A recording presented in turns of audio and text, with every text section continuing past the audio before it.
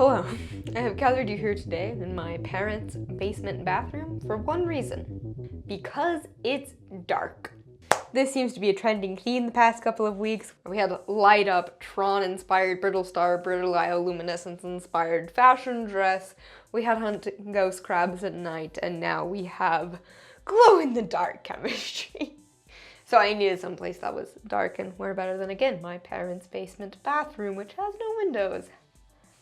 So today we're talking a little bit about glow-in-the-dark chemistry and what it really means when you see something labeled with glow-in-the-dark. Because I don't really feel like all glow-in-the-dark things are created equal. Some stuff is like, oh, that's just UV activated. Some stuff actually glows in the dark. We're going to discover the science why. I have been equipped today with a subscription box from the company called KiwiCo box. KiwiCo is a California, I think, based company that basically makes all sorts of science and engineering STEM kits, innovation kits. They have like a bajillion different tier levels for kids of all ages, and they come with really awesome, cool science experiments and equipment and tools and everything. So this is the Glow Lab, and it's gonna help us talk about glow in the dark. The kit has 3 experiments. We're gonna be doing all 3 of those experiments today, and we're starting with something called florosine. To do this, I need my little vial of florosine powder from the kit, a beaker, this UV light it came with, and a little scooper. Look at that thing, that's just so cute. Also, the kit did come with these beautiful safety glasses I'm wearing right now that are 120% definitely for children, but I have a child-sized face, so here we are. All right, this is like a nice kind of brownish red powder. That's pretty, I like that. We're gonna dump it in this beaker. Put some water in there. Okay, step 1, cool colored water now. I have my beaker of florosine mixed with water, and I have my UV light. Let's turn out the lights and see what happens. Whoa, that's actually making like enough light for you to see my face again. So you can see that our UV light is looking purple to our eyes, but of course UV or ultraviolet light is beyond the visible spectrum for what we're able to see. We just see it as the color purple, so we know what the light is on. And it's making the beaker of florosine this nice, like, neon yellow color. Ooh, that's really fun. But what happens when I turn out the light? It's not glowing anymore. Light on, tremendous glow. Light off, no more glow. What's the deal? Can this really be classified as glow in the dark? I don't think so, personally. So fluorescein exhibits a version of luminescence called fluorescence. We get so many essence fun words to spell today. To understand any way that any of these experiments are making light today or glowing in the dark, we first have to talk about electrons real quick. Electrons, those negatively charged parts of an atom, smaller compared to the nucleus of the atom, and just kind of floating around that nucleus of the atom at different energy levels. Electrons are responsible for almost everything atoms do. This is fun. So in this case, when I take my little UV light, which is full of so much energy, ultraviolet light is very high energy light, and I shine it at the fluorescein, the electrons as part of the fluorescein molecules get really excited and they start to jump around and party it up. And next thing you know, they are so excited. They're on a higher energy level, kind of like when you feed a kid a bunch of sugar, or me who just ate a bunch of donuts for breakfast, and they're riding high. Woo.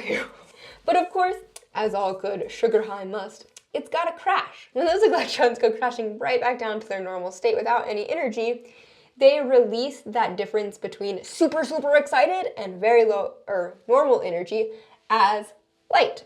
So when I take away the energy source and no more electrons are getting excited and pumped full of energy, there is no more light because there's no more excited electrons. Now, I have this super cool spiral thing here, and we're gonna have fun with it.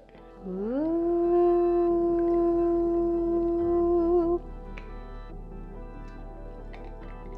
Okay, that's kind of fun.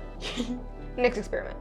So fluorescein taught us about fluorescence. What do we think our next thing is gonna teach us about? Our next experiment is using zinc sulfide, which is in its present state this nice kind of just pale yellowy green color. And it actually almost looks like the color of glow-in-the-dark paint, which might be a little hint about what this is gonna do. So again, we do the little Scoopy, Scoopy, and I'm not a real scientist because I didn't rinse out my Scoopy, but this is all for fun, so it don't matter. I left them days behind. Oh, that was definitely had some florosine left on it. Whatever. Cross-contamination. Okay. And now, so we have this lime green lemonade. Honestly, it kind of looks like country time lemonade. Don't drink it. We don't drink or eat our science, friends, unless you're a baker. Then you drink and eat your chemistry all you want. Let's turn up the lights and see what happens when I shine my UV light on it. Oh, I don't even have to shine my UV light on it. And you can already tell that it's glowing. Look at that. And you'll even notice that the vial of zinc sulfide powder also glowing. Oh, I still have some. There's, you can see the remnants of the florosine in here. And now if I shine it, the UV light onto my zinc sulfide mixture, it turns an even brighter kind of green, and I turn it off, and it keeps that glow. So we can probably tell this is a very different type of luminescence occurring. This is phosphorescence. Phosphorescence occurs when those electrons get excited again. Remember, electrons gotta be excited. Those electrons get super excited, but instead of immediately crashing straight back down to their normal ground state, they take a little bit longer. So instead of feeding a kid, like a bunch of sugar and watching them go on a sugar high and crash, that's kind of what fluorescence is with electrons, this is more akin to feeding your kid a well-balanced meal with, nice whole wheat and protein, etc., and fats that gives you energy over a sustained period of time. So these electrons during phosphorescence go up into the excited state, and then due to some weird stuff with quantum mechanics, take a little bit longer time to go back to the ground state.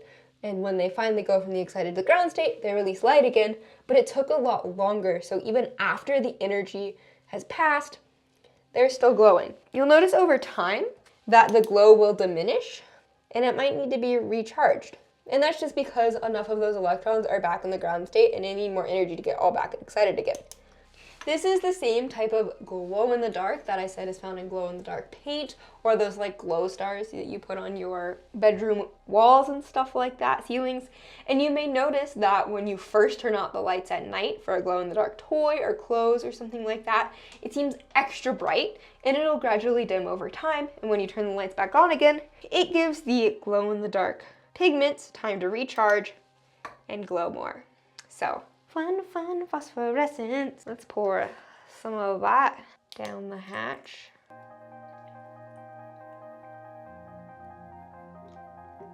Alright. Ooh, that's kind of fun. And now if I take both of them at the same time.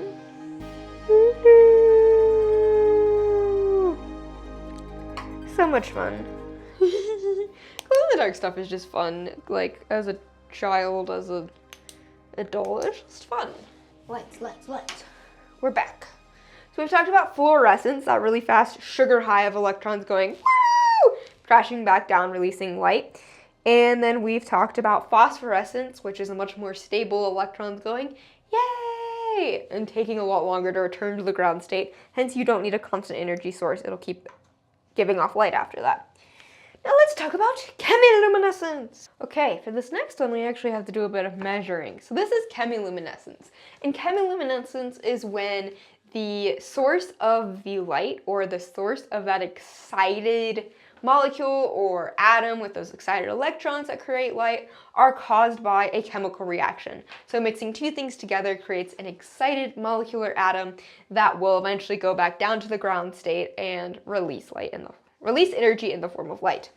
In this case, we're doing the luminol reaction. And luminol is actually used for various things. One of the most common is detecting blood at crime scenes, because when it reacts with iron in the blood, it glows, it luminesces.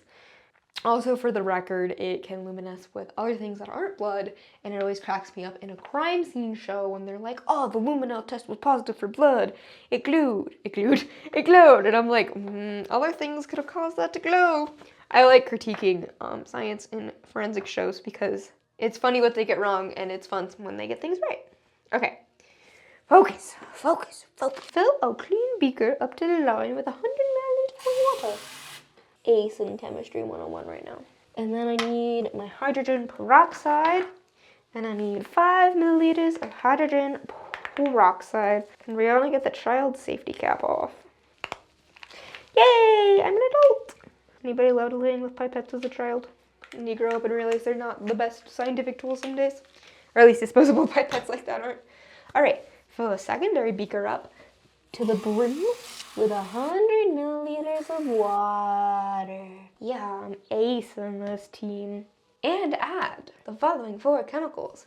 2 small white scoops of sodium carbonate. 1, 2 small scoops of luminol. This brings me back to freaking TAing for Gen Chem at Purdue. The first lab they had the kids do. These were the non-chemistry students, the ones who were like in engineering who had to take chemistry. The first lab they made them do was synthesizing luminol, which is like complicated and tedious and takes forever.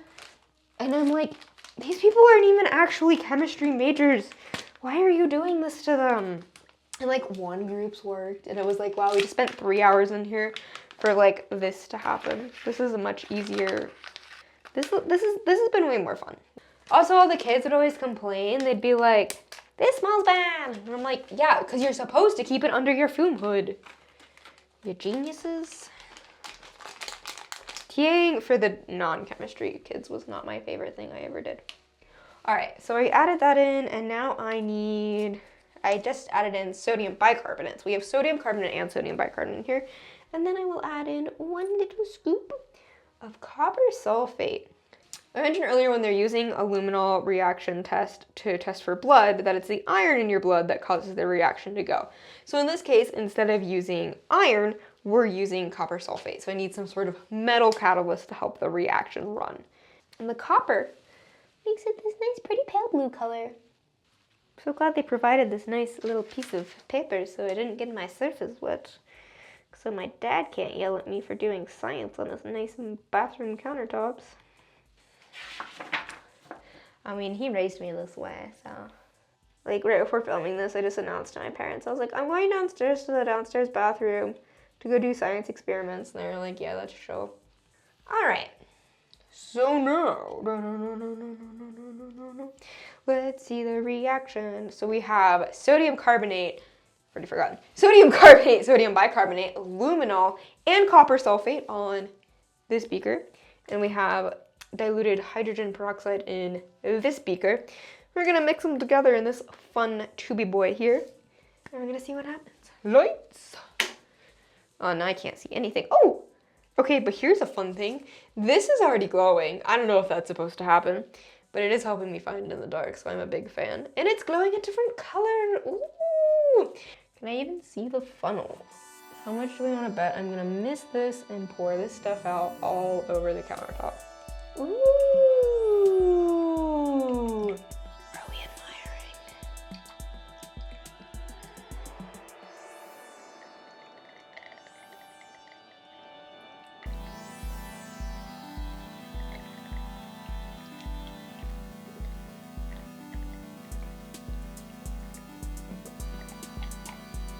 All right.